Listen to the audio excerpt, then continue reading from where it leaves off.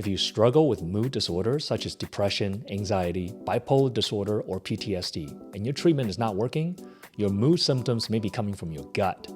In this video, you'll learn 10 ways that gut microbiome imbalance can lead to not only mood disorders such as depression and anxiety, but also a vicious cycle that can lead to eventual degeneration of the brain-immune-gut axis.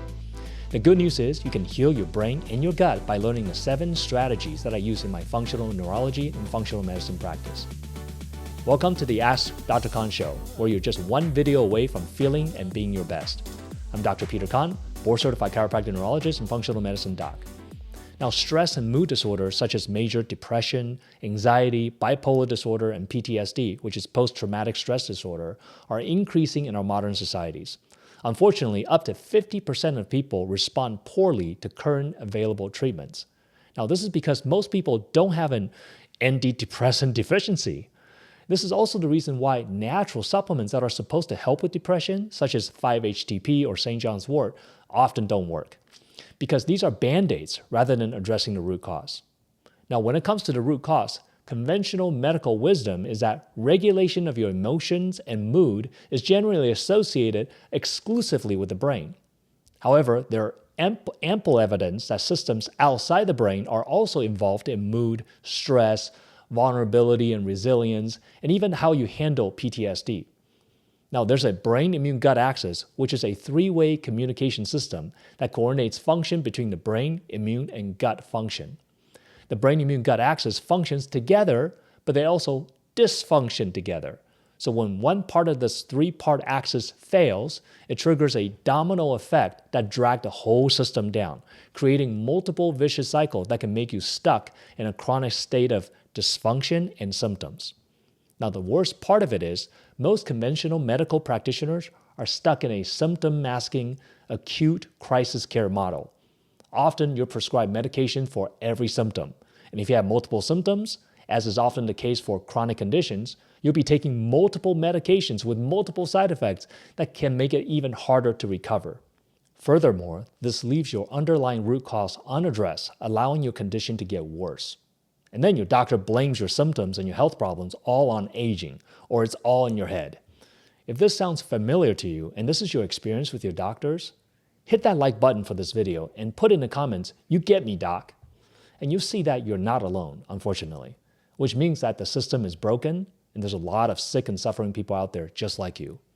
And this is why it's ever more important for you to learn and empower yourself with the right information so you can disrupt healthcare and heal yourself. So if you have not subscribed to my channel yet, please click the subscribe button to empower yourself with clinically proven and science-based info that's both practical and applicable. Now, the inflammation and gut-driven model of mood disorders have been receiving increasing attention in research. Let me show you how inflammation-driven leakiness of the gut barrier and blood-brain barrier leads to malfunction in emotion regulation and degeneration. Mood disorders can start with gut dysbiosis. Gut dysbiosis is a condition where the ratio between the beneficial and the bad bacteria has become out of balance, and that can cause gut inflammation. I made a separate video specifically on gut dysbiosis. I'll put the link in the description or up here so you can check it out. Now, when you have gut dysbiosis, it can start to disrupt the gut barrier. So here's the intestinal tract. These are the epithelial cells that line your intestinal lining so that you can keep food and microbial content in your gut inside the gut, so eventually you slough it off through defecation. Now, here's your depiction of this section magnified, and these are the intestinal epithelial cells. They're held together by these tight junction proteins called occludins, claudins, and adherents. These tight junction proteins act as belt buckles to hold and seal the intestinal lining so bacterial content doesn't just come out of your intestinal tract. But when you have these bacteria, what happens is it can make these tight junction proteins break down. And these tight junction proteins, when they break down, will cause leaky gut. And leaky gut is a condition where these tight junction proteins are broken down and dietary proteins or even microbial content can start to leak out into the blood vessel and get into your systemic circulation. Once it gets into your systemic circulation, it can cause inflammation. Now, inflammation is just your immune system's way of killing pathogens or killing anything I think is a problem. So now we have inflammation, and inflammation is going to start to cause your white blood cells to produce inflammatory cytokines. That's part of the inflammatory response. These inflammatory cytokines are chemicals produced by your immune system to communicate to each other to say, hey, we have an infection, let's call in more soldiers so we can take care of this. But that inflammatory cytokine itself can also break down the gut barrier, these tight junction proteins, so it leads to more leaky gut. Furthermore, these inflammatory cytokines, once it circulates in the blood, it's going to eventually get to your blood-brain barrier. So here's your blood vessel that supplies blood to the brain, and the blood vessel that supplies blood to the brain has this barrier too, called the endothelium. The endothelium of the blood vessel that supplies blood to the brain is also called the blood-brain barrier, because this is how your brain delivers nutrient to your brain while keeping the bad stuff out of your brain. And that blood-brain barrier has the same structure as your gut barrier. It has these epithelial cells and has these tight junction proteins, occludin, claudin, adherents, that are like belt buckles that hold the blood vessel cells together so you have a nice seal so not toxins and infection can get through to your brain. But when you have inflammatory cytokines that are in your systemic circulation due to inflammation, that can be started with gut dysbiosis, it's going to cause a tight junction in your blood-brain barrier to break down as well. This is called leaky brain or leaky blood-brain barrier. Once you have leaky brain, these inflammatory cytokines can leak through into the blood vessel and then leak into your brain. Once these inflammatory cytokines can get through to the brain, it's going to trigger microglial activation. Microglia are these specialized immune cells in your brain that its job is to trigger inflammation in the brain. Now you say, why does the brain need to trigger inflammation? Because that's the way that these microglial cells, which are the immune cells in your brain, protect you. They're there to get rid of infections. They're also there to get rid of damaged brain cells. So we get rid of the bad brain cells, we only have healthy brain cells. This is how your brain kind of do this pruning process to keep itself healthy. But when you have microglial activation, you're going to trigger neuroinflammation, which means that your brain gets inflamed. Now, when your brain gets inflamed, it's going to trigger these depressive and mood disorder. You're going to get major depressive disorder. You may get bipolar. Research is very clear on how brain inflammation can lead to depression, bipolar disease, cognitive impairment, where you feel brain fog or memory issues. You may have decreased brain endurance, where it takes a long time for you to process information. It may take you longer to learn things. You may have difficulty with word recall. You may also have PTSD that develop easier, right? PTSD is post-traumatic stress disorder. Sometimes people have some type of major trauma, and then they can develop PTSD. But research shows that when you have this brain inflammation pattern, it's easier for you to imprint that PTSD. Where normally maybe you can tolerate, become more resilient to stress or trauma, but now you become less resilient to stress and trauma. So things start to bother you more, and you start to have this memory of the trauma, easier if your brain is inflamed. Also, you can have anxiety as a result of these brain inflammation. So a lot of people struggle with these mood disorder, and they prescribe some kind of antidepressant medication without understanding that this may come from this. So we want to address the root cause. Now, once you have these brain inflammation, it's going to further promote blood-brain barrier breakdown. These brain inflammatory patterns can break down the tight junction protein furthermore, and once you have this leaky blood-brain barrier or leaky brain pattern, it's going to make you more susceptible to toxins, to chemicals, to scents and perfumes. So maybe you used to be able to tolerate perfumes and scents, but now when you smell perfume and scents, it causes headache, it causes brain fog, it causes you to feel depressed, and you don't just feel like you're averse to that chemical. This can be due to a breached blood-brain barrier. You can also become more susceptible to inflammation of the brain. If you get concussion, for example, if you have previous history of concussion, the brain inflammation from that concussion can be worsened if you further have gut dysbiosis that can make that post-concussive symptom persist. You can also get infection that can infect you more. This is an example where in the elderly population, they can get a urinary tract infection and then develop delirium and kind of worsening of the dementia. The reason for that, because inflammatory cytokines can cross the blood-brain barrier or break down the blood-brain barrier, and that can cause brain inflammation. Now, with the brain being inflamed, it's going to decrease the brain's ability to generate signal and output, right? That's what brain's job is to generate signal and output to control bodily function. One of that function is stimulating the vagus nerve. You see, vagus nerve gets its signal and stimulation from the brain itself. That vagus nerve is a nerve that innervates the entire GI tract. I made a video just on vagus nerve, and I'll put the link in the description for you as well. You want to watch that to learn more about vagus nerve, to fill in the pieces of the puzzle. When you have decreased vagus nerve function, you're going to have decreased gut motility, which means that the speed at which food and fecal matter moves through your GI tract is going to be slower. That can cause constipation and more likelihood of you getting more gut dysbiosis, because if food is sitting there not moving through your GI tract, bacteria and yeast can ferment against that food that's sitting there. So you get more gut dysbiosis, which creates this whole cycle again. You can have more GI or decreased GI secretions, such as stomach acid, bile, pancreatic enzymes. So then you don't digest food. You get indigestion, gas, bloating, heartburn, reflux. You may have decreased GI blood flow.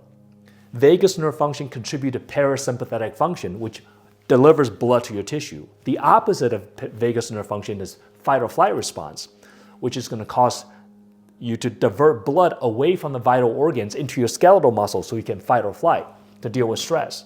So when you have decreased blood flow to the gut, it's going to further promote leaky gut. The reason, because this gut lining has very fast metabolism, fast turnover rate. It turns over once every 3 to 5 days. It needs a lot of blood supply to help it to heal and regenerate itself.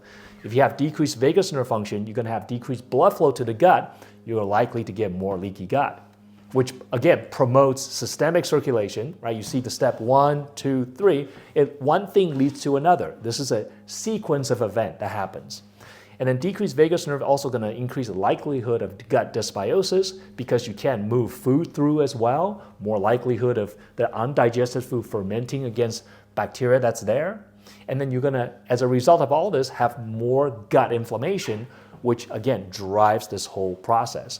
So what we have is, we have gut dysfunction driving brain inflammation, which drives mood disorder and cognitive dysfunction, and it makes you more sensitive to chemicals. And then this can decrease vagus nerve function, which then leads to more leaky gut and more leaky brain, right? Because when you have leaky gut, you're going to have leaky brain. They go together. This is the brain immune gut axis. They're all connected because the architecture of the gut lining and the blood-brain barrier lining are the same. And then both of these belt buckles, the tight junction proteins, are affected by inflammatory cytokine. They break down in the presence of inflammation. So that's step number 7 here, where decreased vagus nerve function is going to further promote leaky gut and leaky brain. Now, with time, you see this clock face here. This means over time, this problem becomes more entrenched. And then you're going to start to get gut degeneration. So literally, your gut function degenerates, which means that it may degenerate to a point where you don't get that back. So this gut degeneration can lead to chronic constipation, because the nerves in your gut that help you to have that motility, not just the vagus nerve, but also the enteric plexus, can degenerate. If the nerve degenerate in your gut, then you're going to have chronic constipation. You can have chronic indigestion due to lack of acid and enzyme production. This can be part of aging, and degeneration. You can have malabsorption as a result of not having motility, not having secretions. You can have chronic leaky gut that may be very difficult to heal, and then you can have chronic inflammation as a result of that. Also, not just the gut degenerate, the brain can degenerate. As the brain starts to degenerate, you can have chronic brain fog. You can start to lose joy in activity you used to enjoy. You used to enjoy certain type of music. Now you hear the same music, it doesn't give you joy anymore. You used to like certain type of hobbies like painting or whatnot, and now you paint, it doesn't make you happy anymore. It's like a form of depression, okay? But it's more chronic. You can also lose motivation. You become apathetic. You don't want to do anything. You become more recluse. You don't want to go out. You don't want to socialize. That can be a sign of brain degeneration. You can have more severe form of memory loss. That can be turn into dementia, various different types of dementia, which includes Alzheimer, which is the most common form of dementia, or Parkinson's disease. So you can see this can lead to degeneration that can be more severe and chronic and have permanency. So this clock phase means chronic with time, but also there's a clock, which means that the clock is ticking. And you cannot wait until you get to this stage before you do something. You must be proactive and recognize this pattern that if you have gut dysbiosis and leaky gut, and you have these mood disorders, you got to jump on it and start the process. And then finally, we talk about the brain-immune-gut axis. Not only the gut degenerates and the brain degenerate, your immune function can start to become compromised, become weaker. And so as we age, and we develop more of these degeneration due to this chronic problem that's not addressed, our immune system start to go down.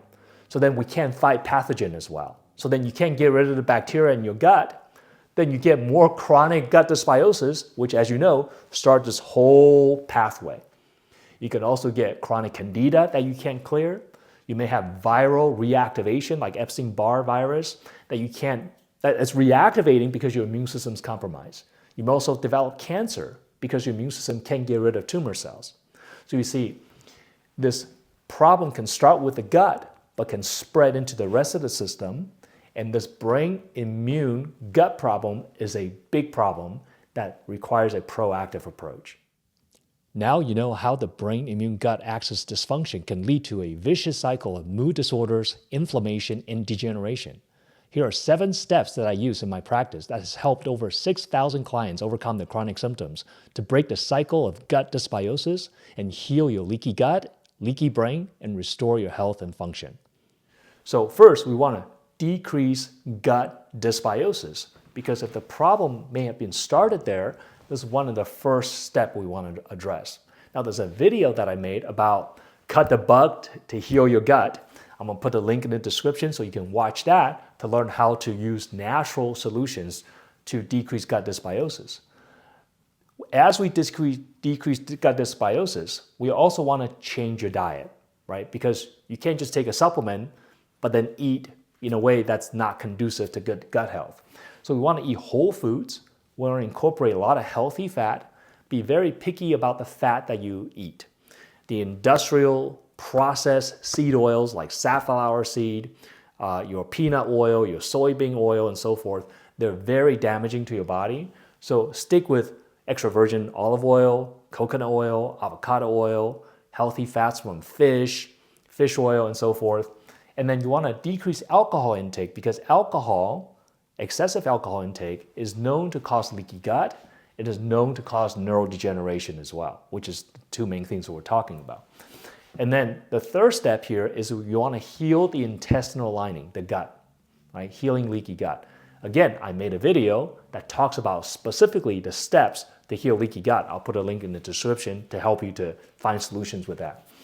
After healing leaky gut, we want to dampen inflammation, because remember, gut dysbiosis, leaky gut causes systemic inflammatory response. So if we can dampen that inflammation, we're going to decrease the effect that's going to have on whole body inflammation, including leading to leaky brain. So we want to dampen inflammation. And there's a set of products that I typically use to help dampen inflammation. This includes turmeric, glutathione, and fish oil. I'll put the link in the description on that de-inflame kit that I use. That's very helpful to address the various targets of inflammation. Next is you want to heal the blood-brain barrier. Okay? Now, how do you heal the blood-brain barrier? Well, you heal the gut barrier is one part. Decrease inflammation is another part.